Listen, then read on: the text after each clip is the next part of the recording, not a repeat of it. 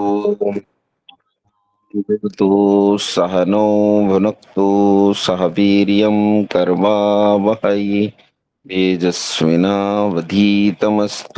मा विद्विषावहै। ॐ शांति शांति शांति। नमस्ते। नमस्ते बच्चे। आप लोग आज मैंने बड़े परिश्रम से न्यूज चला, लेकिन क्या हो रहा है जैसे थकान बहुत ज्यादा है। आपकी आवाज कट रही है। आवाज आवाज कट रही है सबको। क्या सबको तो पहले कट कट रही रही है। थी। अब क्लियर है। आप ठीक है ना? मैं कह रहा आज हमारे बड़े परिश्रम से जगा है, बिल्कुल थकान ऐसी थी कि उठ ही नहीं पा रहा। चलो शुरू करते हैं। कल मैंने आपसे फिर वही अभ्यास करने के लिए कहा था, प्रत्याहार के लिए। किया कुछ लोगों ने आप में से? आज आचार्य जी नहीं कर पाई, मेरी नींद ही नहीं खुली सुबह। किस किसने किया है? हाथ।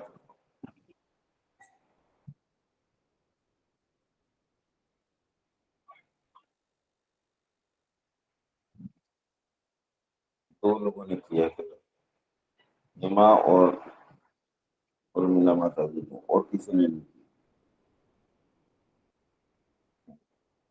चल कोई बात नहीं। अच्छा प्रत्याहार आचार्य क्या जी, है? रात को आपने उपासना कराई थी ना, तो उसमें हाँ, मैंने तो प्राणायाम नहीं किया था क्योंकि मैंने उसी टाइम खाना खाया था। तो आपने कहा था खाना खाने के एकदम बाद प्राणायाम नहीं करना, बाकी मैंने सारा किया। मैं उस टाइम शांत बैठी रही, लेकिन मैंने प्राणायाम नहीं किया था। कोई बात नहीं, प्राणायाम तो करना भी नहीं चाहिए था अगर पेट भरा हो। हाँ, क्योंकि आपने कहा था ना कि खाना खाने के 1.5-2 घंटे बाद ही प्राणायाम करना चाहिए। बिल्कुल बिल्कुल। चलो वैसे ठीक रहा, किया तो ठीक होगी ना। बहुत अच्छा, बहुत अच्छा, बहुत आनंद आया था। हम्म, बहुत ही आनंद। लेकिन बस वो ही नहीं किया मैंने। चलो कोई बात नहीं। अच्छा चलो, अब धारणा पे चलते हैं। आज धारणा को समाप्त करते हैं। प्रत्याहार आपने कर लिया, जो अभ्यास आप नहीं कर पाए वो अब गृहस्थ की समस्याएं रही होंगी तो नहीं कर पाए। आइए आगे चलते हैं धारणा में। धारणा में हम करते हैं कि प्रत्याहार के बाद अपने मन को किसी एक जगह टिकाते हैं। अच्छा, ये जरूरी नहीं है कि जहां मैं आपसे कह रहा हूं, जहाँ हृदयपुर जो ब्रह्मपुर जिसे कहते हैं, कमल विष्णु हृदय जो है उसमें, वहीं आप ध्यान करें, ये जरूरी नहीं। आप शरीर में जो रीढ़ की हड्डी है उसकी किसी एक हड्डी में अपने मन को टिका सकते हैं, अगर टिका पाए तो। आप भौहों के बीच में जहां बिंदी लगाते हैं वहां भी मन को टिका सकते हैं, या फिर सिर में कहीं केंद्र में जहां कपाल है वहां भी आप अपने मन को टिका सकते हैं। नासिका के अग्रभाग पर अपने मन को टिका सकते हैं। मतलब आपको करना यह है, किसी एक जगह अपने मन को टिकाना है और वहां टिकाकर अपने मन को अ, ईश्वर के नाम का जप करना है। अच्छा ये बताओ, किसे किसे सहजता रहती है कि छाती में मन को टिकाए, या किसी को ये लगता है कि वहां के अलावा यहाँ ज्यादा ठीक है?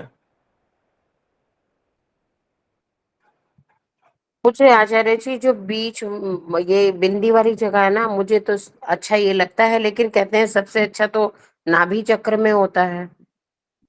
नहीं नहीं, सबसे अच्छा तो ब्रह्मपुर में ही है, और अच्छा अच्छा तो अच्छा। कुछ अच्छा कुछ नहीं है। जहां आपका मन टिकता है वही सबसे अच्छा है। जहां आपका मन रोकने में आपको सरलता होती है वही सबसे अच्छा है। अगर आपको बिंदी वाली जगह सबसे ज्यादा सूट करती है तो वही सबसे अच्छा है। तो बिंदी वाली जगह पे अच्छा, और किसी को लगता है कि नहीं हृदय विश्व के अलावा कहीं और ठीक है? हृदय विश्व में इसलिए मैं कहता हूँ क्योंकि यहाँ जीवात्मा का निवास स्थान बताया जाता है। जीवात्मा यहाँ रहता है, ये उसका घर है। जब आप गाढ़ी निद्रा में होते हैं तो वो यहीं सोता है, यहीं विश्राम करता है। और जब आप नहीं नहीं नहीं नहीं, जब आप समाधि की अवस्था में होते हैं तो वो यहाँ विश्राम करता है। जब आप निद्रा में होते हैं ना, गाढ़ी निद्रा में, तो वो कंठ में रहता है, और जागृत अवस्था में वो मस्तिष्क में रहता है, इस तरह रहता है। ठीक है। और ये डोलता रहता है, और इसका चलना बस यहीं से, इस ब्रह्मपुर से लेके कंठ से होते हुए मस्तिष्क तक जाता है और नीचे आता है। दो नाड़ियां होती हैं, एक तो हिता नाड़ी होती है, और एक एक मैं भूल गया, एक और नाड़ी होती है। दो नाड़ियां होती हैं, इन नाड़ियों के माध्यम से वो ऊपर जाता है, नीचे आता है। ठीक है। इन नाड़ियों में से चढ़ के ऊपर पहुंचता है, इन नाड़ियों में से नीचे उतर के आता है। और यहाँ एक खाली जगह होती है, जिस खाली जगह में कमल जैसी क्षेत्र होता है, यहाँ उस कमल जैसे खाली क्षेत्र में जीवात्मा निवास करता है। ठीक है। आचार्य जी, ईड़ा और पिंगला नाड़ी होती है। ना ना नहीं, एड़ा पिंगला नहीं है ये, एक हिता है, एक और है। सुषुम्ना। नहीं नहीं नहीं। आचार्य जी, ये सब वेदों में लिखा है कि आत्मा का निवास स्थान यहीं पे है? हाँ हाँ हाँ, ये वेद का है कि क्योंकि वो ये कोई एक्सपेरिमेंट तो कर नहीं सकता इस चीज का। नहीं कर सकते, नहीं कर सकते, कर सकते हैं? उपासक कर सकते हैं। अच्छा, उपासक करते हैं। समाधिस्थ हो जाते हैं ना योगी हाँ पुरुष, जी। समाधिस्थ योगी पुरुष ठीक से पहचान सकते हैं कि इस समय जीवात्मा कहाँ है। एक बार किसी ने ऋषि दयानंद से पूछा था कि आदि गुरु शंकराचार्य ने परकाया प्रवेश किया था, क्या परकाया प्रवेश संभव है? तो ऋषि दयानंद ने कहा था कि ये तो मैं नहीं जानता कि परकाया प्रवेश कोई कर सकता है या नहीं, और सैद्धांतिक रूप से मुझे लगता है कि नहीं, लेकिन उन्होंने कहा था मैं ये जरूर कर सकता हूँ कि अपने सारे शरीर की चेतना को किसी एक बिंदु पर इकट्ठा कर सकता हूँ। पूरे शरीर की चेतना को किसी एक बिंदु पर, शरीर के किसी एक पिन पॉइंट बिंदु पर जहां आप कहो, वहां मैं अपने शरीर की चेतना को इकट्ठा कर सकता हूँ। तो योगी लोग अपनी मतलब जो जो आत्मा है, वो आत्मा कहाँ है इस समय, उसे पिन पॉइंट बता सकते हैं, उसे पकड़ लेते हैं। मतलब आप भी योगी, योगी का मतलब जो योग साधना करते हैं, वो आप भी योग साधना करें तो आपको भी पता चल जाएगा। ठीक है, ये प्रैक्टिकल कर सकते महर्षि हैं। दयानंद तो मेरे ख्याल से घंटों घंटों समाधि लगाते होंगे। हाँ, कहते तो ये है कि वो कई घंटे, मतलब 3 4 5 घंटे बैठे रहते हैं। अतिशोक्तिपूर्ण प्रवचनों में तो 16 घंटे तक भी लिखा है। जैसे वो स्वामी सत्यानंद सरस्वती हैं, तो उन्होंने तो 16 घंटे तक लिखा है कि 16 घंटे तक वो बैठे रहते थे। लेकिन वो थोड़ा, वो जो उन्होंने जीवन चरित्र लिखा है ना, वो जीवन चरित्र कम, और एक भक्त की अपने भगवान के लिए लिखी गई प्रार्थना अधिक है। पौराणिकों जैसा लिख रखा है वो कि पानी पे बैठ के उपासना करते थे। भला पानी पे बैठ के करते, पानी के साथ बह नहीं जाते थे? तो ऐसी अनेक वो चल पड़ती हैं, योगियों के संबंध में लोग बना लेते हैं, ऐसी बहुत सारी बातें बन जाती हैं। जैसे हमारे आचार्य जी के बारे में प्रसिद्ध है, आचार्य अभय देव जी जो है उनके बारे में प्रसिद्ध है।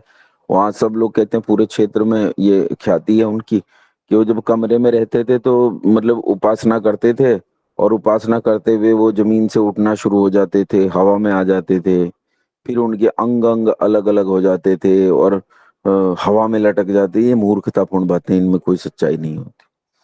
वास्तविकता ये है ऐसा तो है ना कि कहते हैं कि समाधि की अवस्था में इंसान जमीन से ऊपर उठ भी जाता है। नहीं, बकवास है, बिना मतलब कि उसका शरीर इतना हल्का हो जाता है कि वो उठ जाता ना है। ना ना ना, वो झूठ। महसूस होता होगा आचार्य जी, ऐसा उनको। आचार्य जी नमस्ते। ये सिद्धियां हैं जो प्राप्त करनी शरीर पड़ती है, ज्यादा योगा शरीर करने मतलब सिद्धि। आपकी तो आवाज ही नहीं आ रही। हाँ नमस्ते आचार्य जी। हाँ नमस्ते बहन जी, लेकिन आपकी आपकी आवाज कुछ घूम सी के आ रही है, पद्मा जी। अच्छा सर, मैं ब्लूटूथ से कनेक्ट नहीं जाती, सॉरी, मैं कनेक्ट डिस्कनेक्ट कर।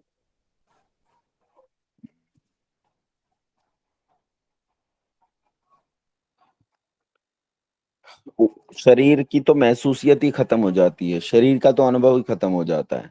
समाधि का मतलब है शरीर है ही नहीं, शरीर कहाँ रह जाता है, केवल आत्मा रह जाती है, आत्मा और परमात्मा रह जाता है। ध्यान में आत्मा और परमात्मा रहता है, और समाधि की अवस्था में आत्मा का भी लोप सा हो जाता है, केवल परमात्मा रह जाता है। धारणा, ध्यान और समाधि में यही अंतर है कि धारणा में तीनों चीजें बनी रहती हैं। जिसका ध्यान किया जा रहा है वो परमात्मा, जो ध्यान कर रहा है वो जीवात्मा, और ध्यान करने का साधन मन, ये तीनों धारणा में उपस्थित रहते हैं। ध्यान में मन का लोपसा हो जाता है और उसके आगे समाधि में तो जीवात्मा का भी लोपसा हो जाता है, केवल परमात्मा रह जाता है।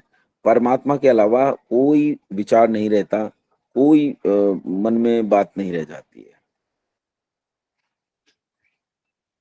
ठीक है, तो धारणा में तो कोई हम विशेष प्रयोग नहीं कर सकते हैं, जैसा कहा है वही करना है। बस ये आप कर सकते हैं कि आप अपने मन को शरीर के किसी एक भाग पर टिकाकर, वहां अपने मन को टिकाकर ओम का जप, अब ये बदल सकते हैं आप स्थान। ब्रह्मपुर के बजाय आप जहां बिंदी लगाते हैं वो क्षेत्र ले सकते हैं, सिर के बीच में कपाल में ले सकते हैं, पीछे कमर में किसी एक हड्डी में ले सकते हैं, और वहां मन को टिकाकर वहां अपने उसका ओम का जाप कीजिए निरंतर। ठीक है, तो ये उपासना तो इतनी ही है। अब आपको इस उपासना में कितनी गति प्राप्त होती है ये आपके प्रयास पर निर्भर करता है, आपके पुरुषार्थ पर निर्भर करता है। एक चीज और इसमें आपसे कहना चाहूंगा कि आपका प्रयास पुरुषार्थ इसमें बेहद आवश्यक है और आपकी भावना आवश्यक है। दूसरी चीज ये है कि यहीं तक कोई आदमी आपको गाइड कर सकता है, इसके आगे का रास्ता आपको खुद तय करना है। यहाँ लाकर एक आदमी आपको छोड़ देता है और वो चला जाता है। अब आगे भयानक जंगल है, बियाबान जंगल है। उपासना का एक ऐसा क्षेत्र है जिस क्षेत्र में आप अकेले पांव रखेंगे। इसके बाद पति पत्नी का नहीं, पत्नी पति की नहीं। इस उपासना में धारणा के आगे संसार में कोई किसी का नहीं, सब अकेले हैं। अकेले ही इस रास्ते को तय करना है। तो फिर एक आदमी ये पूछ सकता है, जी इसके आगे फिर हमारा मार्गदर्शन कौन करेगा? इसके आगे यदि आवश्यकता पड़ी तो कौन मार्ग बताएगा? तो इसके आगे उपासना ही आपके मार्ग का टीचर हो जाता है, वही गाइड हो जाता है। उपासना ही योग के रास्ते बताता है। योग ही योग के विषय में बताता है कि आप आगे आपको क्या करना है। इससे आगे जो ये कहते हैं कि हम समाधि लगवा देंगे या ईश्वर के दर्शन करवा देंगे, वो सब पाखंडी हैं, झूठ बोलते हैं। इसके आगे कोई किसी को नहीं ले जा सकता। जो ले जा सकता है बस यहीं तक ले जा सकता है। तो ये अंतिम स्थान है जहां हम इकट्ठे रह सकते हैं। इसके बाद हम सब अकेले हैं, हम सबको आगे बढ़ना है। लेकिन फिर मैं आपसे कह रहा हूँ, उपासना के लिए सबसे जरूरी चीज जो है वो वैराग्य है। जब तक वैराग्य नहीं होगा तब तक उपासना पे आदमी नहीं गति कर पाएगा, उसकी गति नहीं होगी। और वैराग्य का मतलब होता है उसे संसार में किसी से कोई लेना देना नहीं रह जाता। ऐसा भी नहीं है कि उसे किसी से प्रेम नहीं रह जाता, प्रेम रहता है, राग नहीं रह जाता है। जैसे मैं एक उदाहरण देता हूँ इसमें, मैं मेरे मित्र का उदाहरण देता हूँ। मैंने पहले भी आपको बताया है योगेश के बारे में। योगेश मुमुक्षु था और उसे वैराग्य बहुत था, और सबसे बड़ी चीज यही थी कि उसे वैराग्य था। पहले वो जब हम लोग साथ पढ़ते थे और खेलते थे, उस समय वो मुझसे बहुत राग रखता था। मतलब मैं अगर किसी दिन कॉलेज नहीं जाऊं, या मैं किसी दिन उसे ग्राउंड में नहीं मिला, या मैं उसे हॉस्टल में नहीं मिलूं, मैं कहीं चला गया हूं या घर चला जाऊं, तो वो जैसे उसमें छटपटाहट हो जाती। उन दिनों फोन तो नहीं होते थे, तो वो खुद ही साइकिल और छोटी छोटी विक्कियां मोपेड होती थी हम लोगों के पास, तो मोपेड उठा के मुझे सारे शहर में ढूंढता था कि कहाँ गया। ऐसा बेचैन हो जाता था कि मेरे बिना रह नहीं पाता। लेकिन फिर मैंने धीरे धीरे देखा कि उसकी ये बेचैनी खत्म हो गई, और एक समय ऐसा आ गया जब उसमें ये बेचैनी रत्ती भर भी नहीं रह गई मेरे प्रति, जबकि मुझ में बनी रही। मुझ में उसके लिए ये बेचैनी बनी रही, लेकिन उसमें मेरे प्रति ये बेचैनी बिल्कुल खत्म हो गई। पर ऐसा नहीं था कि उससे उसमें मेरे प्रति प्रेम खत्म हो गया हो, क्योंकि वो जब कक्ष में बंद हो जाता था और महीनों महीनों नहीं निकलता था, तब मेरे जाने पर वो मुझसे बात करने के लिए जरूर निकलता था। बात नहीं करता था, बात बिल्कुल भी नहीं करता था, बैठ जाता था चुपचाप, मेरे पास बैठा रहता था। मैं कुछ प्रश्न पूछता था, उन प्रश्नों के जवाब दे देता था बस। मैं पूछता था कि उपासना कैसी चल रही है, तो गर्दन हिला के ठीक है। मैं पूछता कि कोई परेशानी है, तो बहुत संक्षेप में अटक गया हूँ। बहुत छोटे उत्तर उसके होते थे, लेकिन वो उत्तर देता था। उसके बाद मेरा विवाह हुआ, विवाह के बाद मेरी संतान हुई तो उसे थोड़ी समस्या थी। जब अपेक्षा पैदा हुई तो उसे थोड़ी समस्या थी, क्लेफ्ट लिप थी, क्लेफ्ट पैलेट थी, और उसका जो पैलेट है वो जो बहुत दूर तक क्लेफ्ट था, वो बहुत दूर तक कटा हुआ, जहाँ यूवुला होता है वहां तक कटा हुआ था। इसलिए बोलने में बहुत बड़ी समस्या उस समय थी, अभी भी थोड़ी तो है लेकिन उस समय कुछ ज्यादा ही थी। तो अब ये आश्चर्यजनक है कि मैं उसे सूचना देने नहीं गया और बच्चे के ऑपरेशन वगैरह में लगा रहा, और उसके बाद जब मैं लौट के उसके पास गया अपेक्षा के पैदा होने के लगभग 7-8 महीने बाद, तो उसे किसी ने सूचना नहीं दी कि अपेक्षा कहाँ है। तो उसने मुझसे जाते ही कहा बेटी हुई है। तो मैंने कहा हाँ बेटी हुई है। उसको किसी ने नहीं बताया। ये ताज्जुब है। अब आप इसे ये कह लीजिए कि ये उसका अनुमान है, आप उसे ये कह लीजिए कि वो योगी था और चीजों को जान गया। योगी कुछ दूर की चीजों को भी जान लेते हैं यदि उनमें समाधि की अवस्था में ये गुण आ जाता है। जो सिद्धियां होती हैं उन सिद्धियों में ये गुण उनमें आ जाता है। फिर उसने कहा वो शायद स्वस्थ नहीं है ना। तो मैंने कहा उससे थोड़ी समस्या है। तो मुझसे बोला तुझे पैसों की जरूरत है। तो मैंने कहा नहीं, मुझे पैसों की जरूरत नहीं, मेरे पास तो पैसे हैं। तो उसने कहा नहीं, मेरे पास कुछ पैसे रखे हैं बहुत पुराने, और मेरे तो किसी काम के हैं नहीं। तो वो पैसे उठा कर लाया। मेरे मना करने के बावजूद भी उसने मुझे 50,000 रुपये उस समय दिए। अच्छा, वो बात करके मैं तो उसका हृदय नहीं तोड़ना चाहता था, मैंने चुपचाप ले लिए और मैं बाहर निकल गया। उसने कक्ष बंद कर लिया पहले की तरह। मैं अंदर गया और मैंने उसकी माताजी को वो पैसे दे दिए। मैंने कहा चाची आप ये पैसे रख लो, ये योगेश ने मुझे दिए हैं। उसे तो मैं मना नहीं कर सकता था, लेकिन मुझे जरूरत नहीं है, आप इन्हें रख लो। तो मैंने उसी की माताजी को वो पैसे दे दिए। और जब नेक्स्ट टाइम मैं आया, चाची ने बिल्कुल उसे नहीं बताया। उन्होंने स्पष्ट तौर पे मुझे कहा, कसम खा के कहा कि मैंने नहीं बताया। लेकिन आते ही उसने कहा कि तू पैसे लेके नहीं गया ना। तो कुछ चीजें होती हैं जो योगियों में स्वतः विकसित हो जाती हैं। ये मैंने अपने मतलब अपना ये मेरा अपना अनुभव है, मैंने इन चीजों को अनुभव किया है। एक और अनुभव किया, वो जिसे बुलाना चाहता था ना वो उसके पास आ जाता था। जिसकी उसे आवश्यकता होती थी कि उस व्यक्ति से मुझे बात करनी है, उस व्यक्ति को मुझे देखना है या उसकी जरूरत है, तो वो उसके पास आ जाता था स्वतः। उसने मुझसे कहा था एक बार, एक लड़का था हमारे साथ, बहुत गरीब परिवार से था, एससी परिवार से था। हम उसकी बड़ी सहायता करते थे। तो उसने मुझसे पूछा कि वो कैसा है। मैंने कहा मुझे नहीं पता, बहुत दिन से संपर्क नहीं हुआ। तो मुझ पर मतलब उसने मुझे इतनी क्रोधित आंखों से देखा जैसे मैंने बहुत बड़ी गलती और लापरवाही की हो, कि तुझे उसका ध्यान रखना चाहिए, क्यों उसका ध्यान नहीं रखा, क्यों, मतलब उसकी आंखें ऐसा कह रही थी। खैर मैं लज्जित होकर चुपचाप बैठा रहा। उसने कहा गुलाब को आना चाहिए, तो तुझे कहीं मिल सकता है तो उससे कहना कि कल मुझसे आके मिले। और आश्चर्यजनक रूप से अगले दिन गुलाब उसके पास पहुंच गया। उसे किसी ने नहीं कहा, मैंने भी नहीं कहा, किसी ने नहीं कहा, लेकिन वो उसके पास पहुंच गया। तो कुछ कुछ चीजें होती हैं जो योगियों में स्वतः विकसित हो जाती हैं। ये मैं ये नहीं कह रहा हूं कि वो ये सब कर रहा था, लेकिन कुछ ना कुछ नियति की पकड़ उसे हो जाती है, कुछ ना कुछ चीजों को वो पकड़ लेता है। हाँ माँ, कुछ पूछ रही हैं आप? ये पूछ रही हूँ, ये जो आपके मित्र थे योगेश जी, इनको वैराग्य कितने समय में हो गया और एकदम से इतनी उच्च अवस्था में कैसे पहुंचे वो? माँ, इसे ये जो वैराग्य है ना, ये था तो इसे मतलब पहले से ही, जब मैं इससे पहली बार मिला, मतलब I had passed my 12th class in 1996। उस समय जब मैं पहली बार मुजफ्फरनगर आया, शहर में आया, पहले मैं वहाँ नहीं आता था शहर में, ज्यादा हम माता के दास थे अपनी। तो माता जी कहीं ज्यादा इधर उधर जो है भटकने नहीं देती थी। तो मैं शहर आया तो पहली बार मैं योगेश से मिला। उसी समय वो मुझे अन्य मनस्क लगा, जैसे एक आदमी मिल रहा है, हम लोगों की अच्छी मित्रता हो गई, लेकिन वो कहीं और रहता था। जैसे हम लोगों से बात करते हुए भी लगता था जैसे वो हम लोगों के साथ नहीं है, वो कहीं और है। हालांकि उसने खूब बदमाशियां की, कुछ ऐसे उल्टे सीधे काम भी उसने किए जो नहीं करने चाहिए, और मैं तो नहीं करता था क्योंकि मेरी माता जी से मुझे बहुत डर लगता था। और वो जो है वो करता था इस काम को। फिर उसके बाद उसकी मेरी बहुत गहरी मित्रता हो गई। तब भी वो हमेशा ये कहता था कि मुझे ये संसार पसंद नहीं है, मुझे ये नौकरी करना, रोटी कमाना, बच्चे पैदा करना, विवाह करना, इन झंझटों में फंसना, ये मुझे पसंद नहीं है, ये हमेशा कहता था। एक बार उसने कहा कि एक डिवाइन लाइफ सोसाइटी है ऋषिकेश में, वो केवल अंग्रेजी भाषियों को ही पढ़ाते हैं। तो वो वेस्टर्न फिलोसफी और ईस्टर्न फिलोसफी दोनों पढ़ाते हैं, और मुख्य रूप से वेदांत पढ़ाते हैं, अद्वैतवाद और वेदांत पढ़ाते हैं। तो एक बार उसने कहा कि वहां चलते हैं, और वहाँ 2 महीने का कोर्स है, मई जून में वहाँ जाके रहेंगे। तो मैंने कहा मैं तो नहीं जाऊंगा, लेकिन उसने मुझसे जिद की कि नहीं तू मेरे साथ चलेगा, मैं अकेला नहीं जाऊंगा। और उसने वहां मुझे कहा कि वहां जाके हम लोग रहेंगे, और अगर मैं वहां अब की बार 2 महीने रह गया तो ये तय हो जाएगा कि फिर मुझे संसार में नहीं लौटना है, मैं मोक्ष की यात्रा के लिए निकल जाऊंगा।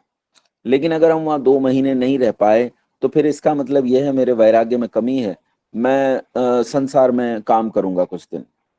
और हम वहां 15 दिन भी वो बकवास खाना नहीं खा सके। वो उबली हुई सब्जी जिसमें ना नमक था, ना मिर्च थी, ना घी था, ना कुछ था, वो खाना पड़ता था। हम दीवार फांद फांद के भाग जाया करते थे, और स्वर्गाश्रम ट्रस्ट में जहाँ देसी घी की जलेबियां मिलती हैं वहां से खा के आया करते, और वापस चुपचाप आके दोपहर में विश्राम का समय मिलता था उसमें हम यही चोरी करते थे, वापस आके लेट जाते। फिर 15 दिन के बाद असहनीय हो गया, मैंने कहा मैं तो नहीं खा सकता ये बकवास खाना। उसने कहा मैं तो तेरे से भी ज्यादा मतलब फेडअप हो गया हूँ। तो हमने कहा चलो निकल भागते हैं, और रात्रि में हम लोग दीवार फांद के वहां से भाग गए। तो जब हमने ये तय कर लिया था कि वहां से भागने के बाद अब तू काम करेगा, कुछ करेगा, हम बीएससी फाइनल में थे उस समय, शायद सेकंड ईयर में थे, तो हमने सोचा कि अब हम काम करेंगे। लेकिन वो उसकी फिर भी वही प्रवृत्ति बनी रही। फिर दूसरी चीज एक और होती है, योगी लोग बहुत संवेदनशील होते हैं, उनकी संवेदना बहुत ज्यादा होती है। जैसे हमें घटनाएं बहुत ज्यादा संवेदनाशील नहीं होती हमारे लिए, घटनाएं, घटना घट गई, हम घटना को बहुत सरलता से देखते हैं। लेकिन योगी लोग घटना को सरलता से नहीं देखते, उन्हें वो बहुत पीड़ा देती हैं, चोट पहुंचाती हैं। जैसे ऐसे, अब ये हवा में नहीं आ जाए इस बात को सुन के, जैसे हेमा में मुझे बहुत ज्यादा कई बार वो लगता है कि वो बहुत सेंसिटिव है, छोटी सी चीज उसे बहुत मतलब संवेदित कर देती है। तो ऐसे उसके साथ भी ये घटना घटी। उसके ताऊ के जो पुत्र थे, वो उसका भाई, वो अचानक एक दिन मर गया, ट्रेन के नीचे गलती से आके मर गया। तो उसके बाद वो इतना ज्यादा आहत हुआ इस घटना से, मैं भी आहत हुआ, लेकिन अपने काम नहीं छोड़े, हम अपना काम करते रहे। पर वो इतना आहत हुआ कि वो एक कक्ष में बैठ गया, और उसी कक्ष में वो 1 साल तक बैठा रहा, मतलब 1 साल तक वो कक्ष से बाहर ही नहीं निकला। तो वैराग्य की स्थिति, वो माँ ही उसके नीचे से वो दे देती थी, भोजन दे देती थी, पानी दे देती थी, माँ ही। अच्छा, ऐसी माँ मिली, ये प्रारब्ध है कि माँ ऐसी मिली कि वो उस गूंगे की भाषा समझती, तो हाथ के इशारे करता था, हाथ के इशारे से समझ जाती थी कि पानी मांग रहा है, दूध मांग रहा है, ये मांग रहा है, वो मांग रहा है। मैंने पूछा भी था एक बार उनसे, क्या आप लोगों में इशारे तय हुए थे? तो उन्होंने कहा नहीं बेटा, गूंगे की भाषा को बताना, गूंगे की माँ को बताना नहीं पड़ता कि गूंगा क्या कह रहा है, माँ समझ जाती है। और वो 1 साल तक उसी कक्ष में रहा, और 1 साल बाद वो निकला तो उसकी जटा जूट और दाढ़ी खूब बड़ी हुई थी। उसने, लैंडलाइन होते थे, मुझे फोन किया मेरे मकान मालिक के फोन पर, जहां मैं रहता था, हॉस्टल उस समय छोड़ चुका था मैं। तो फोन किया और कहा कि तू मेरे पास आ जा। अजीब सी आवाज थी, मैं गया तो उसने कहा ये मेरे बाल जो हैं सुलझ नहीं रहे हैं, दाढ़ी सुलझ नहीं रही है, तो तू कोशिश कर। तो मैंने मिट्टी विट्टी का तेल लगा के कोशिश की, लेकिन वो नहीं खुली। फिर हम रात में ही बाइक से एक नाई की दुकान पर गए जो रात में खुलती थी, लेट नाइट, और हमने उस वहां जाके उस तरह लगवाया, उस सब बाल उतरवा दिए, दाढ़ी मूछ सब खत्म करवा दिए। तो कहने का मतलब मेरा ये है कि छोटी सी घटना घटी कि उसका भाई मर गया, है बड़ी घटना, मैं छोटी ऐसे नहीं कह रहा हूँ, लेकिन हम लोगों के लिए ये इतनी होती है कि अरे भाई बहुत अफसोस की बात है, 2 घंटे रो लिए, 3 घंटे रो लिए, और रो के हम लोग फिर सामान्य हो जाते हैं और फिर संसार में लौट जाते हैं। लेकिन योगियों को ये घटनाएं बहुत आहत करती हैं। ऋषि दयानंद के जीवन में भी ये घटना घटी, उनके चाचा मरे, उनकी बहन मरी, और इस मृत्यु ने उन्हें तोड़ कर रख दिया, और वो घर छोड़कर भाग गए। उन्हें नहीं लगा कि मैं भी ऐसे ही मर जाऊंगा जैसे ये मर जाएं, मैं नहीं मरूंगा। बुद्ध के जीवन में भी यही घटना घटी। बुद्ध ने जब इन परिस्थितियों को देखा तो बुद्ध का मन डावाडोल हो गया और बुद्ध संसार को छोड़कर चला गया। योगी बहुत संवेदनशील होता है, वो बहुत छोटी सी बात से बड़ा भयंकर आहत होता है, और वो आहत होकर उस रास्ते पर निकल पड़ता है, इसमें कोई शक नहीं। बस ये उसका आहत होना जो है वो क्षणिक नहीं होता, बड़ा लंबा होता है और टिकता है, ये अंतर होता है। हम लोगों के साथ ये समस्या रहती है कि घटनाएं हमें आहत तो करती हैं, लेकिन वो आहत बहुत छोटे स्तर पे करती हैं, हम फिर से अपनी सामान्य स्थितियों में लौट जाते हैं, फिर से अपना घर परिवार, अपने माता पिता, पत्नी, बच्चे, सब उनमें ही हम खो जाते हैं। कई लोग होते हैं जिन्हें एक बहुत छोटी सी घटनाएं बड़ा आहत कर देती हैं, बहुत सेंसिटिव होते हैं। आपको धारणा पर अब विशेष ध्यान देना है। देखो आप करते तो बहुत कम हो, मैंने आपको कई बार कहा है कुछ अभ्यास करने के लिए, लेकिन गृहस्थ की समस्याओं के चलते या शारीरिक समस्याओं के चलते आप नहीं कर पाते हो। वो कोई बात नहीं है, मैं जानता भी हूँ कि परिस्थिति है ऐसी, आचार्य लेकिन जी अभी हैं आपके वो दोस्त? नहीं, वो मर गया। वो अच्छा। वो ऐसे किसी अवस्था में था, उसके ऐसे ये अजीब प्रयोग चलते रहते थे उपासना के। मैंने आपको कहा ना, जैसे कुछ प्रयोग मैंने आपको बताए, ऐसे उसके बहुत सारे अजीब अजीब प्रयोग चलते रहते थे।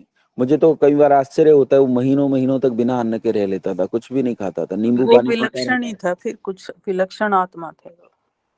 तो उसको शायद कुछ तप में भी उसे गड़बड़ थी, तप को वो शायद कुछ गलत समझ गया था, या उसके प्रयोग ही अजीब थे। तो 6 महीने तक वो ऐसी अवस्था में रहा, और उसके बाद अचानक ये हुआ कि वो किसी कोमा जैसी अवस्था में चला गया। तो उसे उठाकर डॉक्टर के पास ले गए। उस समय मैं बाहर था, तो मैं उसकी माता जी को माई कहता था, उसके पिताजी को पिताजी कहता था। तो पिताजी का फोन मेरे पास आया, उन्होंने मुझे कहा कि योगेश की स्थिति खराब है, वो हॉस्पिटल में भर्ती है, तू आ जा। तो मैं अपना काम धाम छोड़ के, उस समय नौकरी करने लगा था, मैं एक मिल्क प्लांट में डायरेक्टर था उस समय। तो मैं वो सब काम हम छोड़ के मैं वहां पहुंचा, तो वो बिल्कुल कोमा की अवस्था में था, एकदम शांत पड़ा हुआ था। और डॉक्टर्स कह रहे थे कि हमें इसकी बीमारी समझ में नहीं आ रही है, लेकिन मुझे उसकी बीमारी साफ समझ में आ गई थी कि इसे क्या समस्या है। क्योंकि एक बार जब वो उसके पिताजी जो हैं वो भोजन करने गए, भोजन लेने भी गए मेरे लिए, मैं हॉस्पिटल में बैठा रहा। तो मैं हॉस्पिटल में उसके कमरे के बाहर बैठा था, वो लेटा हुआ था, तो मैं बार बार दरवाजा खोल के देखता था अंदर के वो कैसी अवस्था में। तो एक बार मैंने उसे देखा, तो वो अचानक पद्मासन में बैठा हुआ है। जो आदमी पिछले 7-8 दिन से कोमा में है, और उससे पहले 6 महीने तक जिसने भोजन नाम मात्र के लिए किया है, जिसका शरीर सूख कर हड्डी हड्डी हो गया है, वो पद्मासन में एकदम सीधी कमर गर्दन सिर किए बैठा था, और बिल्कुल सब जैसे समाधिस्थ योगी बैठे होते हैं ऐसा बैठा था। और मैं लगभग बार बार पलट खोल खोल के दरवाजा देखता रहा, लगभग 2 सवा 2 घंटे तक वो इसी तरह बैठा रहा। और फिर जब मैंने दरवाजा खोल कर देखा, तो वो फिर उसी तरह पड़ा था। मैं गया, मैंने उसे झंझोड़ा, हिलाया, लेकिन वो फिर कोमा में था। और इस तरह एक डॉक्टर को बुलाया गया बाहर से। तो वो डॉक्टर ने आके भी यही निष्कर्ष दिया। डॉक्टर ने कहा कि देखो, ये किसी बेहोशी में नहीं है, ये किसी कोमा में नहीं है, ये अजीब सी जिद है इस आदमी की कि ये यूं ही पड़ा रहेगा। क्यों पड़ा है मुझे भी नहीं पता। तो हमने कहा आप ऐसा कैसे कह सकते हैं, ये तो बीमार है, हम तो ये कह रहे हैं।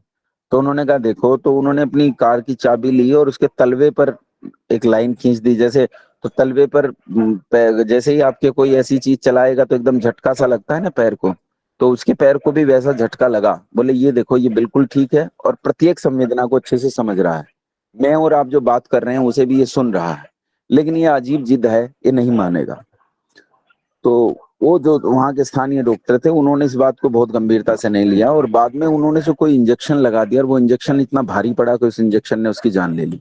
मैं समझता हूँ कि यदि उसे वहां न रखा जाता, उसे घर ले आते, मैंने कोशिश भी की थी, अगर उसे घर ले आते तो वो बिल्कुल ठीक था, उसे कोई समस्या नहीं थी। वो अपनी समाधि की किसी किसी प्रयोग अनुप्रयोग में लगा होगा, लेकिन हम लोगों ने उसकी हत्या कर दी। मैंने बहुत कोशिश की, मैं तो मतलब चिल्लाया, लड़ा कि इसे घर लेके चलो, इसे कुछ नहीं है, लेकिन वो लोग माने नहीं।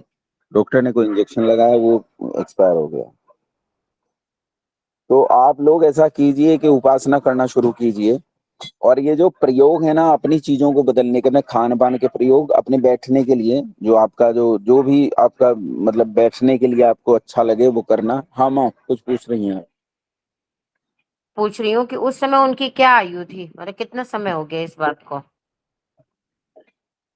उस समय उसकी आयु थी, मुझसे 1.5 साल बड़ा था। मैं शायद उस समय 32-33 साल का था, वो 35 का रहा होगा। और क्या कहते हैं, कितने टाइम तक उन्होंने, जैसे ये समाधि की अवस्था तक रहे ये, मतलब कितना टाइम, जैसे वो उन्होंने अपने आप को एक कमरे में बंद कर लिया? ये लगभग उसने 3 साल तक किया। 3 साल तक? हाँ। और ये सब शुरू करने से पहले एक बार वो छोड़कर भाग गया था, घर से भाग गया था, और घर से भागकर वो एक चिन्मयानंद मिशन है उसमें चला गया था। वहां जाके उसने फोन किया, वो फोन मुझे ही करता था, प्रेम बहुत करता था मुझसे। तो उसने वहां से फोन किया, और उसने वहां से फोन करके कहा कि माँ को बता देना कि मैं चिन्मयानंद मिशन में हूँ, और तू ही उन्हें संभाल सकता है, समझा सकता है। इसलिए जाके उन्हें संभाल लेना कि मैं सुरक्षित हूँ, सेफ हूँ, कोई समस्या नहीं है और मैं मद्रास में हूँ। तो मैंने जाके माँ को बता भी दिया कि आप घबराओ नहीं, चिंता नहीं करो, वो सेफ है, चिन्मयानंद मिशन में है और मेरे संपर्क में है। तो वो निश्चिंत हो गई। फिर कुछ दिन बाद वो लौट आया, तो मैंने पूछा कि क्यों लौट आया है, तो उसने कहा कि मुझे वहाँ संसार जैसा ही लगा, जैसा संसार है ऐसा ही। मैं तो ऐसी जगह गया था कि मुझे उपासना करने के लिए जगह मिले, लेकिन वहां तो लोग दर्शन सीखने के लिए लड़के रहते हैं, लड़कियां रहते हैं, कॉलेज जैसा माहौल है, इसलिए मुझे रुचा नहीं में चला है। आप लोग धारणा में अपने प्रयोग जारी रखिए। अपने आसन को कैसे सिद्ध कर सकते हैं? सबसे पहली चीज है, आप अपना आसन कैसे सिद्ध कर सकते हैं। जैसे सुखवर्षा माता जी हैं, अगर वो अलती पालती लगा के नहीं बैठ सकती, कुर्सी पे बैठ सकती हैं कमर गर्दन सिर सीधी करके, तो वहीं बैठिए कमर गर्दन सिर सीधा करके। और भी किसी को यदि कोई समस्या होती है तो वो अपने आसन के साथ, लेकिन बस आसन को ये करना है कि स्थिर सुखम आसनम, आपको अपने आसन को लंबे समय तक स्थिरता पूर्वक बनाए रखना है, ताकि आपको बैठकर उपासना करने में लाभ हो। प्राणायाम में मैंने आपको बता दिए हैं, कुछ प्रयोग मैंने बताए हैं, कुछ आप अपने निकाल सकते हैं, लेकिन आप प्राणायाम को उस सहज और लंबी स्थिति में लेके जाएंगे जहां आपका बाह्य प्राणायाम 1 से 1.5 मिनट होने लगे। अभी आपका बाह्य प्राणायाम मुश्किल से, जो प्रारंभिक तौर पर हैं, जो बिल्कुल इनिशियल स्टेज में है, हो सकता है कुछ लोग पहले से करते आ रहे हैं, तो जो इनिशियल स्टेज में है उनका मतलब 19-20 सेकंड का प्राणायाम होता है बाह्य प्राणायाम। इसे आपको खींच के 1 से 1.5 मिनट पे लेके जाना है। जब उस पे ले जाएंगे तो फिर कभी मैं आपको विषयाक्षेपी प्राणायाम, चौथा जो प्राणायाम है, वो भी सिखा दूंगा। हालांकि मैंने आपको बता दिया है कि कैसे करते हैं, लेकिन वो भी। दूसरे इसमें दीर्घ सूक्ष्म, यानी आपको प्राणायाम कैसे करने हैं। अब जैसे बाह्य प्राणायाम है तो 3 तो सूक्ष्म प्राणायाम करने हैं और 3 दीर्घ करने हैं। सूक्ष्म प्राणायाम का मतलब है कि जब भाई बाहर श्वास को निकालते हैं तो आप सहजता से बहुत हल्के से श्वास को निकाल के रोक लीजिए, ये सूक्ष्म बाह्य प्राणायाम है। दीर्घ में यह है कि आप सारी वायु को बलपूर्वक निकाल देते हैं, कुछ भी नहीं छोड़ते हैं, ये दीर्घ प्राणायाम। ऐसे ही आपको आभ्यंतर में कहते हैं, थोड़ी वायु भर के रोक लेना, ये सूक्ष्म है, और वायु को पूरा फेफड़ों को भर देना कि एक तिल भी उनका खुले बिना न रह जाए, इतना भर देना फेफड़ों को वायु से, ये दीर्घ प्राणायाम हो गया। ऐसे ही आपको तीनों प्राणायामों पर लगातार प्रयोग करने हैं। उसके बाद प्रत्याहार पर आपको लगातार प्रयोग करना है और प्रत्याहार को ठीक करना है, दुरुस्त करना है। और धारणा में आप जितना लंबा समय हो सके, जैसे मान लीजिए आप आधा घंटा बैठते हैं तो आप यम नियम पे विचार करते हैं। अच्छा, यम नियम पे योगी लोग विचार नहीं करते, ये समझ लीजिए। यम नियम पे गृहस्थी विचार करता है, क्योंकि उसी के जीवन में यम नियम वाली कमियां होती हैं, दोष होते हैं। जब एक व्यक्ति समाधिस्थ हो जाता है, जैसे जंगल चला जाता है, वानप्रस्थ में अकेला रहता है, या संसार से उसे राग ही नहीं रह जाता, तो उसके लिए यम नियम पे विचार करने की दशा खत्म हो जाती है। पर आप सबको अभी यम नियम पे विचार करने की दशा अभी है, तो आपको यम नियम पे विचार करना है। मुश्किल से 2 से 3 मिनट गिनिएगा, 2 से 3 मिनट यम नियम पे विचार करना है। लगभग मानकर चलिए आपको 5 मिनट के आसपास प्राणायाम करना है, तो 5 और 3 8 मिनट हो गए। उसके बाद आपको लगभग 5 से 7 मिनट प्रत्याहार करना है, इसमें थोड़ा मिनट बढ़ा सकते हैं। अगर 7 मिनट आपने कर लिया प्रत्याहार तो ये बन जाता है 8 और 7 15, 15 मिनट आपकी कंप्लीट हो गई।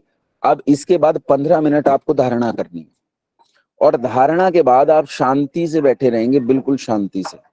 और धारणा आपकी समाप्त हो गई, उसके बाद शांति से बैठे रहेंगे। पहले से आपके पास एक पुस्तक होना चाहिए, योग दर्शन की व्याख्या ले लीजिए, स्वामी सत्यपति परिव्राजक जी की, वो मिल जाएगी, तो वो ले लीजिए, या कोई भी योग दर्शन की व्याख्या जो आपके पास हो वो मिल जाएगी। अब तो खैर हम ये भी प्रयास कर रहे हैं, अब हम लोग रोज बात कर रहे हैं, मैं और हेमा, कि पुस्तकों की कोई समस्या होगी तो वो अब हम सोल्व करेंगे, क्योंकि हमने देख लिया कि कुछ लोगों को पुस्तकों की समस्या रहती है, वो ऑनलाइन भी नहीं मंगा पाते। तो हेमा उस सारे काम को देखेगी, वो पुस्तकें सबको डिस्पैच करेगी, यहाँ से कोरियर करेगी। तो वो अगर नहीं होगी तो भिजवाएंगे। जैसे माता जी की उस दिन भी मैं पुस्तक रह गई माँ की, मैं देहरादून गया लेकिन पुस्तक नहीं ले जा सका, न सुखवर्षा माता जी की ले जा सका ना उनकी, लेकिन इस बार मैं आऊंगा तो ले आऊंगा, तीनों की ले आऊंगा, रेखा माता जी की भी नहीं है तो। और या फिर ऐसा भी हो सकता है इसी बीच में हम 2-4 दिन में ये शुरू कर दें कोरियर वाला काम, तो फिर जल्दी ही आपके पास वैसे भी पुस्तक पहुंच जाएगी। खैर यहाँ ये पुस्तक का मुद्दा उठाइएगा नहीं, इसलिए मैंने इतनी लंबी चौड़ी सफाई दे दी है, अब मुझसे नहीं कहिएगा पुस्तक के लिए। मैं यहाँ कह ये रहा था कि धारणा के बाद आपको अतीन्द्रिय विषयों को पढ़ना चाहिए। उसके बाद आप बैठ के जब अतीन्द्रिय विषयों को पढ़ते हैं ना, तो उसमें बहुत श्रद्धा बढ़ती है और उससे बहुत कुछ समझ में आता है। तो उस समय एक 15 मिनट का स्वाध्याय का समय निश्चित बनाइए और उसमें केवल अतीन्द्रिय विषयों को पढ़ना। ठीक है। माँ ने हाथ उठाया है, गलती से तो नहीं? शायद गलती से हाथ उठाया। आचार्य जी बीच में ना नींद आ जाती है। नींद बहुत बढ़िया चीज है। अगर आपको नींद आ रही है ना, तो बस उसमें यह है कि नींद पे अगर आपकी ये पकड़ है, मतलब आप नींद को समझ रहे हैं कि मुझे नींद आ रही है, तो ये एक अच्छी स्थिति है। क्योंकि नींद आना उपासना की एक स्वाभाविक बाधा है, बिल्कुल स्वाभाविक बाधा है, हर किसी को आती है। ऐसा कोई नहीं है दुनिया में जिसे प्रारंभ में उपासना करते हुए नींद ना आए। नींद आएगी।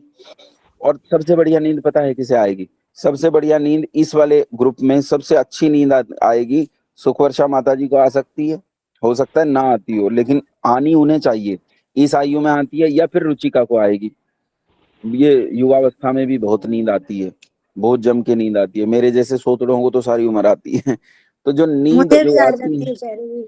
हाँ हाँ हाँ, ये आचार्य आती जी। है 60 वर्ष के बाद ना। जैसे इंद्रियां क्षीण होती हैं, शरीर में कर्मेंद्रियों में समस्या होती है, तो नींद आती है ना। रोशनी बहन जी को भी आती होगी। अच्छा जी, मैं आज ना लेट उठी, नींद हाँ, लेट खुली मेरी, तो आज क्या क्या करवा दे, मेरा तो मिस हो गया आज। मैं तो उठ ही नहीं रहा था आज, मुझे तो हेमा ने जबरन उठाया आज। अच्छा, तो नमस्ते आचार्य जी। नमस्ते। तो उसमें आपको नींद आएगी, लेकिन अगर आपकी इतनी समझ बन रही है कि मुझे नींद आ रही है, तब ये एक अच्छी स्थिति है उपासना की, आप इस नींद को हटा सकते हैं, है ना। अब बार बार कोशिश कीजिए, नींद जाएगी, ऐसा नहीं है कि नींद नहीं जाएगी। लंबा अभ्यास करना पड़ेगा। कितना अभ्यास? साल 2 साल का अभ्यास नहीं है, जन्म 2 जन्म का अभ्यास नहीं है। ये बहुत लंबी यात्रा है। हम सोचें कि आज हमने उपासना करना शुरू किया, कल हमें मोक्ष हो जाएगा, ये संभव नहीं है। आपको बहुत लंबी, आप जिस की बात मैं कर रहा हूँ, योगेश की जो मैं बात कर रहा हूँ, तो आप ये मत समझिए कि योगेश इस जन्म में ये सब लेकर आए। ये सब करके आया है, वो कई जन्मों तक उसने ये किया है और करने के बाद यहाँ आया, इसलिए ऐसे संस्कार लेके आया है। चीजों को जैसे वो समझ जाता था, ये उसके संस्कार थे। वेद को वो जैसे पढ़ता था, हम लोग कॉन्वेंट में पढ़े हैं, अंग्रेजी पढ़े हैं, संस्कृत देखी भी नहीं थी उस समय। मतलब मैंने तो पढ़ी थी, मेरी माँ पढ़ाती थी, पर उसने तो देखी भी नहीं थी। मेरे जो मित्रगण थे उन्होंने कहाँ देखी थी। लेकिन वो संस्कृत को ऐसे इतनी दक्षता के साथ पढ़ता था और संस्कृत को इतने अधिकार से पढ़ के उसका अर्थ करता था कि वो इस जन्म का संभव नहीं है, उसे किसी ने नहीं पढ़ाई, लेकिन वो करता था। तो ये ऋषि दयानंद एक जन्म का परिणाम नहीं है, ऋषि दयानंद हजारों जन्मों का परिणाम है। 1000 जन्म तक वो आपके जैसी अवस्था में भी रहे। कभी ऋषि दयानंद किसी जन्म में आप जैसी अवस्था में भी रहे हैं, फिर वहां से उत्तरोत्तर उन्नति करते गए, उन्नति करते गए और इस जन्म में यहाँ तक पहुंचे। पंडित गुरुदत्त विद्यार्थी को एक जन्म का परिणाम नहीं है। जैसी वेद व्याख्याएं पंडित गुरुदत्त विद्यार्थी 20 साल की अवस्था में करता था, वैसी तो एक आदमी 90 साल तक पीएचडी कराने वाला रीडर नहीं कर सकता है। वो कमाल कमाल करता था, अद्भुत था वो। इसीलिए मुनि कहते थे उसे। 20 साल के बच्चे को मुनि कौन कहता है? लेकिन पंडित गुरुदत्त विद्यार्थी को वाल्डेयर, मोनियर विलियम्स, ये वो पाश्चात्य दार्शनिक हैं जिन्हें ये माना जाता है भैया तो तोप थे, इनसे बड़ा दार्शनिक तो कोई पैदा नहीं हुआ। ये दार्शनिकों की मान्यताओं का ऐसे खंडन करता था कि वो उसके नाम से डरते थे। वो देखते थे गुरुदत्त का कोई पत्र तो नहीं निकला है, गुरुदत्त का कोई लेख तो नहीं निकला है। तो ये सब एक जन्म का संभव नहीं है, ये कई जन्मों के बाद ये स्थिति प्राप्त होती है। तो आप लगे रहिए, स्थिति प्राप्त होगी। ठीक है। ये प्रत्याहार 23 मिनट तक करना चाहिए? नहीं, क्या करना चाहिए 23 मिनट तक? प्रत्याहार बोला ना कि वो साउंड को जो सुनना। ये तो आप पे निर्भर करता है कि आप कितनी देर करो। मैंने तो आपको प्रत्याहार करना बताया केवल 5, 6, 7, 8 मिनट, इससे ज्यादा नहीं।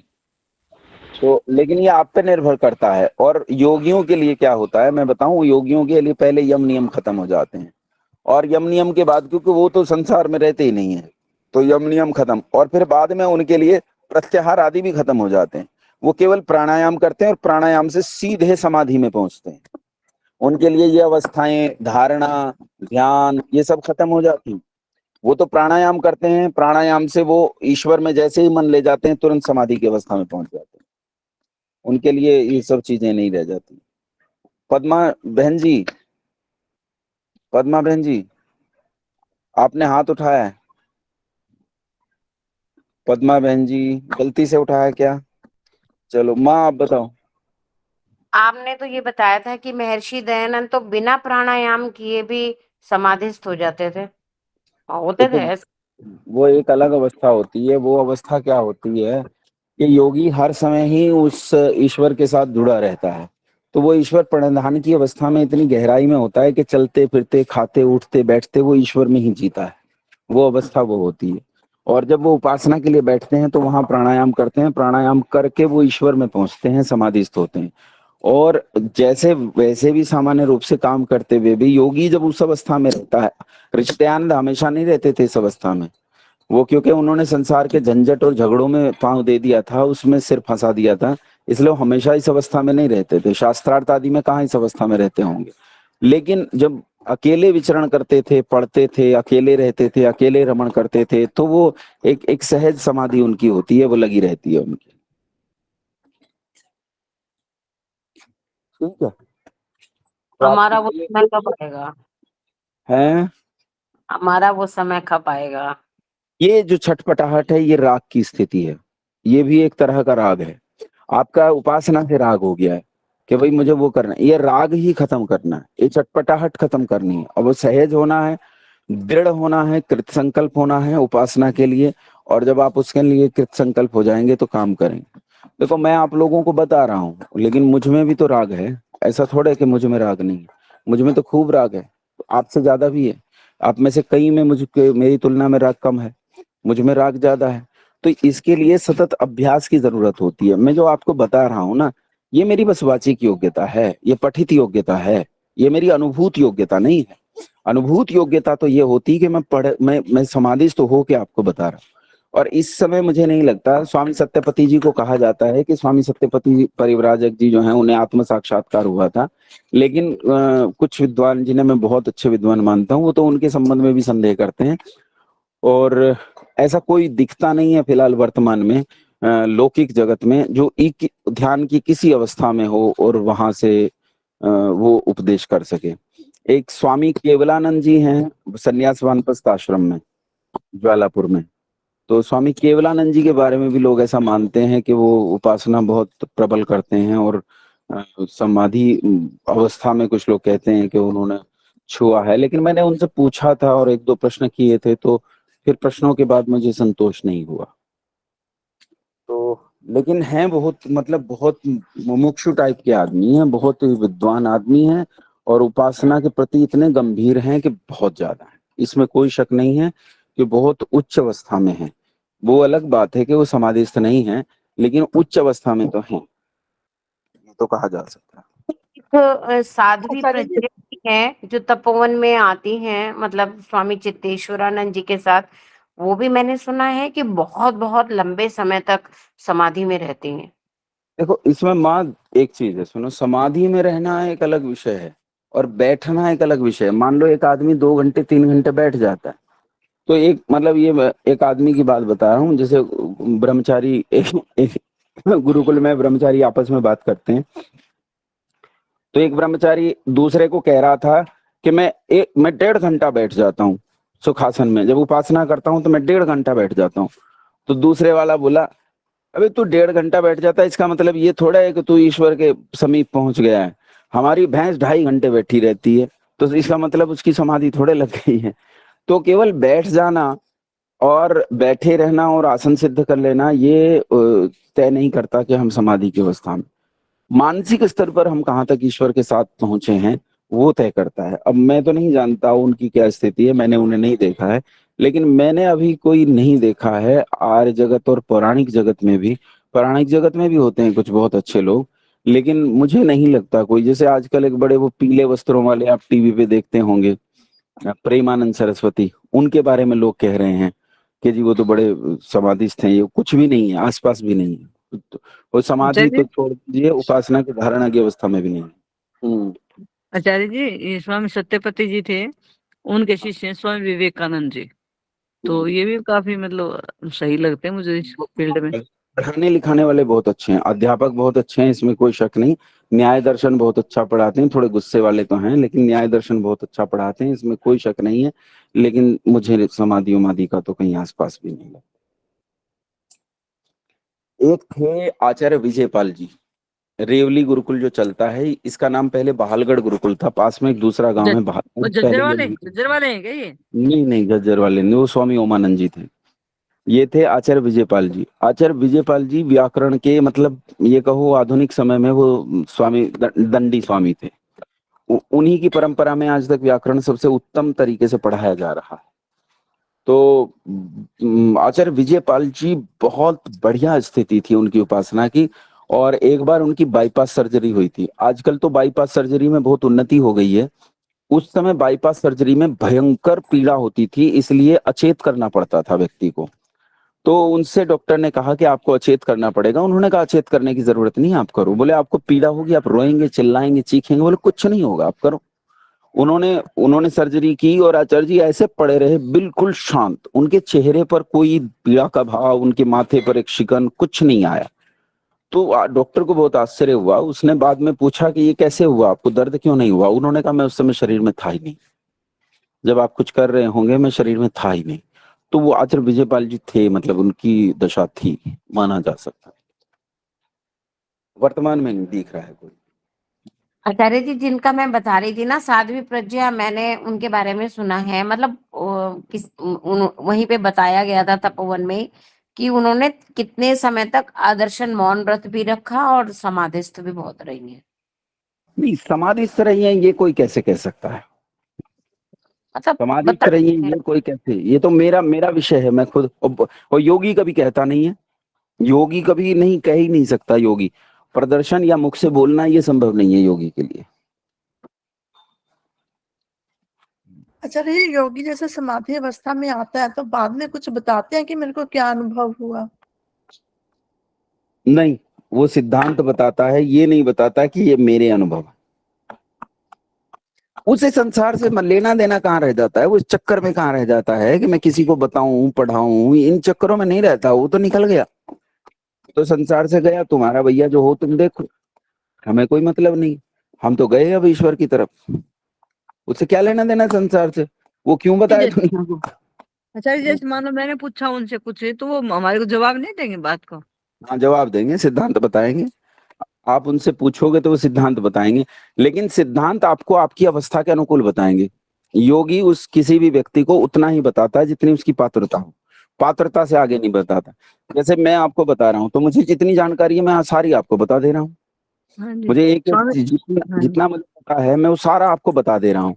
लेकिन अगर मैं ही योग की उस अवस्था में हूँ, मैं योगी के स्तर पर हूँ, तो तब मैं नहीं बताऊंगा आपको, तब मैं आपको उतना ही बताऊंगा जितनी आपकी योग्यता है। जी, वो स्वामी विवेकानंद जी कहते हैं कि मैं मोक्ष की तरफ जा रहा हूँ, आओ जिसने चलना हो हमारे साथ। वो तो कहते हैं क्यों कह रही थी? वो कहते हैं रेल चली हुई है भैया, जिसे बैठना है बैठ लो जो नहीं बैठेगा वो रह जाएगा। ये तो वो आचार्य प्रेरित जी, करने के लिए कहते हैं। आचार्य जी स्वामी सत्यपति जी, स्वामी सत्यपति जी से मैंने बात की थी, तो मैं ऐसे पूछते रहते थे कि स्वामी जी भाई मोक्ष का रास्ता बताओ। तो उन्होंने बताया कि हिंदू परिवार में जन्म लेना, फिर ऊपर से माता पिता धार्मिक हो, वो सारी बातें बताई। फिर मैं कहा स्वामी जी बस आपका तो मोक्ष होने वाला है। तो यूं बोले नहीं, मुझे एक जन्म और लेना पड़ेगा, अभी थोड़ी इच्छाएं ना बाकी है, थोड़ी सी जो होनी नहीं चाहिए योगी को ना, कि भाई ये खाएं, इसका स्वाद अच्छा है, थोड़ा इस टाइप का, इस पे मुझे काम करना अगले जन्म में। तो देखो वो इतना ऊपर पहुंचे हुए थे, फिर भी उन्होंने एक जन्म की और बात की उन्होंने। और मैं तो ये भी कहता हूँ कि ये भी कोई निश्चित नहीं है कि एक जन्म और लेना पड़ेगा, क्या पता कितने जन्म लेने पड़े। तो फिर वो जैसे दोबारा नीचे गिर जाए, फिर दोबारा हो सकता है और जन्म लेने पड़ जाए। हाँ तो हाँ, आचार्य अभी तो फिर बहुत टेढ़ा काम हो गया फिर ये तो। तो जब हम कह टेढ़ा तो है रहे भैया। जैसे कोई मैच में जीत के नजदीक पहुंच के भी और फिर हार जाते हैं, नहीं, और अब फिर दोबारा। जो कर्म कर रखे हैं वो तो भोगने पड़ेंगे ना भाई। वो तो टेढ़ा काम तो आपने खुद किया है, आप अपने कर्म गड़बड़ नहीं करते तो अभी भी आप कहती हो कि भाई हम तो जी बताओ कैसे करें, यम नियम से कैसे बचें, अभी भी ये वो फला ढिमका सब लगा रहता है। अभी हमारे कर्म ही नहीं है वैसे तो, टेढ़ा काम तो हमने बनाया हुआ। आप कर्मों को सीधा करो, हे हम दुखम अनागतम। आप कर्मों को सीधा करो तो आप टेढ़ा काम नहीं रहेगा, फिर ये एकदम सीधा काम हो जाएगा। वैसे भी तो ये कहते हैं ना कि जब परमात्मा की कृपा होती है, कितना भी समाधिस्थ हो जाए आदमी, लेकिन जब तक प्रभु की कृपा नहीं होगी तो उसे मोक्ष नहीं होगा। तो अलग विषय है, वो तो ईश्वर का विषय है, उसमें तो हम क्या चर्चा कर सकते हैं कि ईश्वर कब आपको स्वीकार करेगा। मैंने लेकिन कहा हम फिर समाधि की अवस्था तक हमें कोई नहीं रोकता, ईश्वर भी नहीं रोकता है। वो तो मुक्ति की बात है, वो तो और आगे आप चले गए हो। लेकिन अभी तो हम बहुत पीछे खड़े हैं, हम यम नहीं, नियमों पे खड़े हैं। अभी जैसे रोशनी बहन जी बता रही थी, तो मतलब एक आदमी ये थोड़ा बता सकता है योगी कि मेरा कब तक होगा। नहीं नहीं नहीं बता सकता, नहीं बता सकता, ये जिद भी नहीं कर सकता। मेरा मतलब यही है। ठीक है, चलो मंत्र पाठ करते हैं। आचार्य जी मुझे एक प्रश्न पूछना था। जी जी बहन जी बताओ, मैं तो कई बार बुला हाँ चुका आपको। मेरी आवाज नहीं आ पा रही, कुछ प्रॉब्लम है। वो समाधि ध्यान धारणा की मैं कोशिश करने लगी हूँ, लेकिन मेरा सवाल है कि आप कह रहे थे कि योग विद्या में ऐसे नहीं जा सकते, तो उस महाभारत काल में जब वो हुआ था, वनवास हुआ था, तो अर्जुन स्वर्ग गए थे सशरीर वो लेने के लिए इंद्र से। तो वो भी तो योग विद्या ही थी ना। नहीं, स्वर्ग कहीं है थोड़े के कहीं स्वर्ग गए थे वो। स्वर्ग तो वो तो सुख इंद्र विशेष को इंद्र के कहते पास हैं। गए थे, और बाकी ऋषि भी ब्रह्मलोक चले जाते थे सशरीर, तो वो योग विद्या के द्वारा ही जाते थे ना। नहीं नहीं नहीं, आपको और मुझे बता के थोड़े जाते थे कि हम ब्रह्मलोक जा रहे हैं। वो तो कहानियों में लिख दिया ऐसे ही लोगों ने, चीजों को समझाने के लिए अलग अलग आख्यान तैयार कर दिए, उपाख्यान तैयार कर दी ताकि लोगों को समझा सकें। ऐसे कहानियां जैसे कठोपनिषद में नचिकेता का और यम का संवाद है कि नचिकेता यम के पास गया, यम उसे आत्मविद्या दे रहा है। तो ये कहानी घड़ी गई है लोगों को समझाने के लिए, वास्तविकता नहीं है, ऐसा कोई इतिहास नहीं है, ऐसा कुछ हुआ नहीं। तो अर्जुन जहाँ इंद्र के पास गए, वहां इंद्र का मतलब है किसी राजा के पास गए जो इस तरह की विद्या में प्रवीण रहा होगा, धनुर्विद्या आदि में, और वहां से उन्होंने उनसे विद्या सीखी और वो लौट के आए। ये तो है। अर्जुन तो खुद योग का अच्छा साधक था। अर्जुन को कहते हैं कि वो गुड़ाकेश थे। गुड़ाकेश एक सिद्धि होती है योग की, उसमें नींद पे नियंत्रण होता है, चाहे तो 7 दिन तक न सोए और चाहे तो इसी क्षण सो जाए, नींद पे ऐसा नियंत्रण होता है। और देखो, आधा गुड़ाकेश तो मैं भी हूँ, मुझे नींद पे इतना नियंत्रण तो है कि अभी कह दो सो जाओ, सो जाऊंगा। इतना तो ठीक मैं है, भी हूँ। ठीक है जी, तो वो धन्यवाद। जो इंद्र वगैरह की कल्पनाएं हैं, वो पद्मा बहन जी वो सब कल्पनाएं हैं, वो वास्तविकताएं नहीं हैं। और जैसे कहीं किसी स्वर्ग में गए, ब्रह्मलोक में गए, गोलोक में गए, ये सब कोई लोक वोक नहीं है। अपितु ये यही संसार में जो सुख विशेष की स्थितियां होती हैं उन्हें स्वर्ग कहते हैं। जैसे स्वामी रामदेव जी इस समय स्वर्ग में हैं, क्योंकि भाई उन्होंने स्वर्ग तैयार कर लिया अपना, क्या 5 स्टार हम्म। उनका आश्रम है ना। तो और भी लोगों को देख सकते हैं हम, जैसे नरेंद्र मोदी हैं इस समय। नरेंद्र मोदी ने अपने आप को इस लेवल पे उठाया कि दुनिया उन्हें प्रेज कर रही है। तो वो आलीशान जगहों में रहते हैं, जो चाहते हैं वो प्राप्त कर लेते हैं, जैसा जीवन चाहते हैं वैसा जी सकते हैं। तो इसे स्वर्ग कहते हैं। स्वर्ग का मतलब यहीं जीते जी स्वर्ग, मरे पीछे कुछ नहीं होता। तो फिर तो सर, तो फिर तो वही बात हो गई ना, मतलब हमारा टॉपिक ऑफ टॉपिक जा रहा है, लेकिन फिर तो वही बात हो गई कि जो मुसलमान कहते हो सही है कि दूसरा जन्म है ही नहीं, दूसरी मरने के बाद में जिंदगी है ही नहीं वापस। तो कहता खैर है, मैं आपसे बाद में बात करूंगी इस बारे में। कौन कहता है ऐसा नहीं है। हमारा निश्चित रूप से जन्म होता है, और करोड़ों करोड़ जन्म हमारे हो जाते हैं, एक ही सृष्टि काल में हो जाते हैं। अच्छा ठीक है, आइए जी, मंत्र धन्यवाद। पाठ करते हैं। ओम सहना भवतु सहनौ भुनक्तु सह वीर्यं करवावहै तेजस्विनावधीतमस्तु मा विद्विषावहै। ओम शांति शांति शांति। नमस्ते आप सभी को। नमस्ते नमस्ते। आचार्य जी।